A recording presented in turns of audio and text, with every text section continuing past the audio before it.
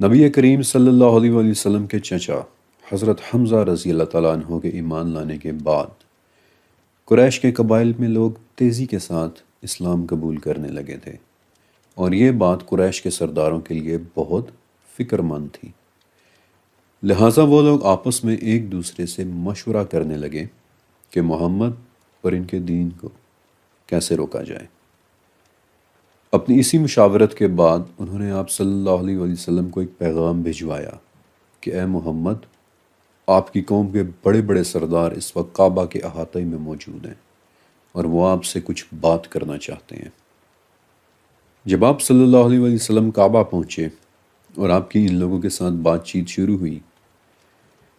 تو انہوں نے کہا کہ ہم نے عرب کے قبائل میں کوئی بھی ایسا شخص نہیں دیکھا کہ جو اپنی قوم کے ساتھ وہ سلوک کرتا ہو کہ جو آپ ہمارے ساتھ کر رہے ہیں۔ آپ ہمارے دینی معاملات میں دخل اندازی کرتے ہیں، آپ ہمارے معبودوں کے بارے میں برا بھلا کہتے ہیں، اور اس کے بعد پھر الٹا آپ ہمیں ہی کافر اور ہمیں ہی مشرک بھی کہہ رہے ہوتے ہیں۔ تو ہم جاننا چاہتے ہیں کہ آخر آپ کا مقصد کیا ہے۔ اگر آپ کو دولت چاہیے تو ہم آپ کو دولت دیں گے، اگر آپ کو بادشاہی چاہیے تو ہم آپ کو عرب سرداروں میں سے ایک سردار بھی مان لیں گے، اگر آپ کو کوئی بیماری لاحق ہو گئی ہے وَلِعَوْذُ بِاللَّہ تو ہم آپ کا علاج بھی کروانے کو تیار ہیں۔ یہ تمام باتیں سن کر آپ صلی اللہ علیہ وآلہ وسلم نے جواب دیا کہ مجھے نہ تو تم لوگوں کی دولت چاہیے اور نہ ہی بادشاہی، میں تو اللہ کا رسول ہوں کہ جسے تمہارے درمیان بھیجا گیا ہے تاکہ میں تمہیں اللہ کے احکام اور اس کے کلام سے آگاہ کر دوں۔ جب قریش نے آپ کا یہ جواب سنا تو انہیں اس بات کا یقین ہو گیا کہ اب محمد ہماری کوئی بات ماننے والے نہیں ہیں۔ لہٰذا اس پوائنٹ سے آگے قریش ایگریسو ہونا شروع ہو گئے اور کہنے لگے کہ اے محمد،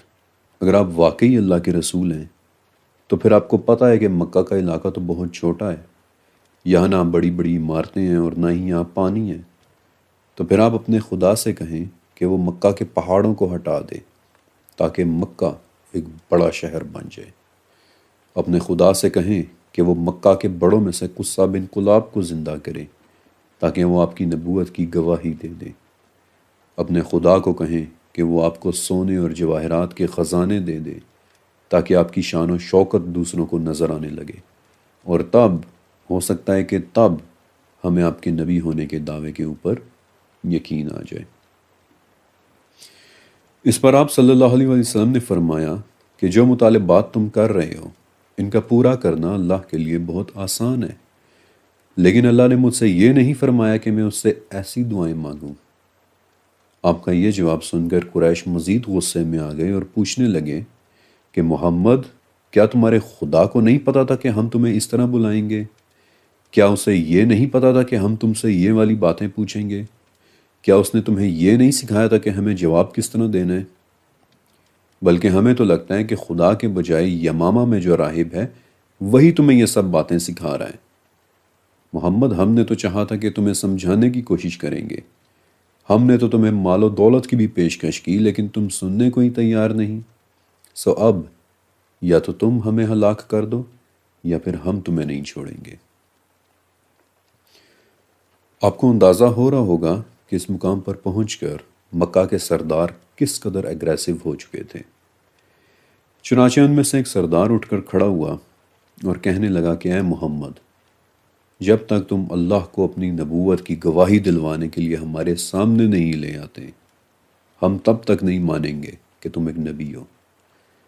پھر ایک اور سردار کھڑا ہوا، اور اس دفعہ یہ عبداللہ بن ربیعہ تھا کہ جو آپ صلی اللہ علیہ وسلم کا پھوپھی زاد یعنی کزن بھی تھا۔ اس نے کہا کہ اے محمد، جب تک تم آسمان میں سیڑھی لگا کر چڑھنا شروع نہیں ہو جاتے یا جب تک تم آسمان سے فرشتوں کو نہیں لے آتے، ہم تب تک نہیں مانیں گے کہ تم نبی ہو۔ جب کعبہ کے گرد موجود یہ سردار اس قدر ایگریشن دکھانے لگ گئے اور آپ نے دیکھا کہ اب تو یہ ایک بھی بات سننے کو تیار نہیں، تو آپ صلی اللہ علیہ وسلم اٹھے اور وہاں سے چل دیے۔ لیکن آپ کے جانے کے بعد ایک بہت بڑا سردار اٹھا اور کہنے لگا کہ بس اب میری برداشت جواب دے گئی ہے،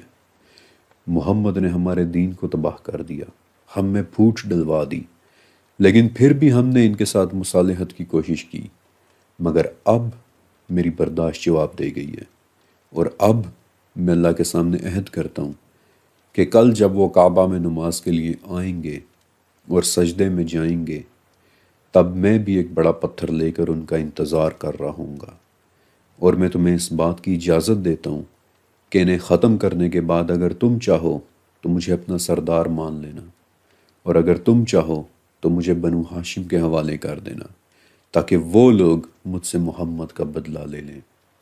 اور اس سردار کا نام تھا عمرو بن حشام، یعنی ابو جہل۔ اب اگلے دن جب محمد رسول اللہ صلی اللہ علیہ وسلم مسجد حرام یعنی کعبہ پہنچے اور نماز پڑھنے لگے، تو اپنے وعدے کے مطابق ابو جہل بھی ایک چٹان لے کر آپ صلی اللہ علیہ وسلم کے سجدے میں جانے کا انتظار کرنے لگا، اور جب آپ سجدے میں گئے تو وہ بھی آگے بڑھا، لیکن اسی وقت چٹان اس کے ہاتھوں سے نکل کر نیچے گر گئی اور خود وہ فوراً لپکتا ہوا پیچھے ہٹ گیا۔ جب بعد میں اس سے پوچھا گیا کہ اس وقت کیا ہوا تھا، تو اس نے بتایا کہ جب میں محمد کی طرف گیا تو پاگل اونٹ کی طرح کا ایک بہت بڑا سانپ اچانک میرے سامنے آ گیا کہ جس سے پھر میں ڈر گیا۔ جب ابو جہل یہ واقعہ سنا چکا تو ایک عجیب بات ہوئی۔ مکہ کے سرداروں میں سے ایک شخص کھڑا ہوا جس کا نام تھا نضر بن حارث، ایک انتہائی تجربہ کار اور ایک انتہائی کلیور شخص کہ جس نے بہت سارے ممالک کے سفر کر رکھے تھے۔ وہ پرشین امپائر کے بادشاہوں کے واقعات بھی جانتا تھا اور بولنے میں بھی ایک انتہائی فصیح و بلیغ شخص تھا۔ اس کی ایک عادت یہ بھی تھی کہ جب آپ کسی موقع پر انبیاء اور دوسری قوموں کے واقعات بتا رہے ہوتے تھے تو یہ وہاں کھڑا ہو جایا کرتا تھا اور کہتا تھا کہ میرے پاس تو اس سے بہتر قصے اور کہانیاں ہیں، اور پھر یہ شخص رستم اور اسفندیار اور پرشین بادشاہوں کے قصے سنانے لگ جایا کرتا تھا، اور یہی وہ سردار تھا کہ جس کے لیے پھر سورہ لقمان کی 6 آیت نازل ہوئی تھی کہ بعض لوگ ایسے بھی ہیں کہ جو لغو باتوں کو پسند کر لیتے ہیں تاکہ لوگوں کو بہکا سکیں اور ہنسی مذاق بنائیں، اور ان کے لیے بدترین عذاب ہے۔ یہی وہ شخص تھا کہ جس کے لیے سورہ مطففین میں بھی آیا ہے کہ جب اس کے سامنے ہماری آیات پڑھی جاتی ہیں تو وہ کہہ دیتا ہے کہ یہ تو پچھلوں کے افسانے ہیں۔ بلکہ قرآن پاک میں جہاں جہاں اساطیر الاولین کا لفظ آیا ہے وہ عموماً اسی نضر بن حارث کے ہی بارے میں آیا ہے، کیونکہ یہ بات ہمیشہ وہی کہا کرتا تھا کہ یہ تو پرانے لوگوں کے قصے ہیں اور کہانیاں ہیں اور میں ان سے بہتر واقعات جانتا ہوں۔ اب نضر بن حارث کھڑا ہوا اور باقی سرداروں سے کہنے لگا کہ دیکھو، تم لوگ محمد کے معاملے میں خود کو اتنا بہتر نہ سمجھو۔ جب وہ جوان تھے تب تم انہیں صادق اور امین کہا کرتے تھے، تم ان کی ہر بات مانتے تھے۔ اب جب انہوں نے نبوت کا دعویٰ کیا ہے تو کبھی تم انہیں جھوٹا کہتے ہو، کبھی تم انہیں شاعر کہتے ہو، اور کبھی تم انہیں کاہن کہتے ہو۔ مکہ کے سرداروں، میری بات غور سے سنو۔